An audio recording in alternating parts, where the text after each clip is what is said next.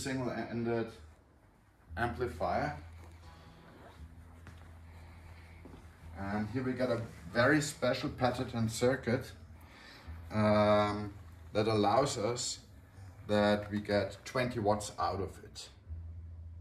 Normally we get 7 to 9 watts with 300B tubes, but with this special circuit, think of a pedelec that supports the 300B. We managed to get 20 watts out of it. It has a phono input, MM or MC, RCA input, one symmetrical input, pre-out RCA, and Bluetooth station that is only active when chosen. So it will never interfere with all the other inputs. And we lately ran a test with that one,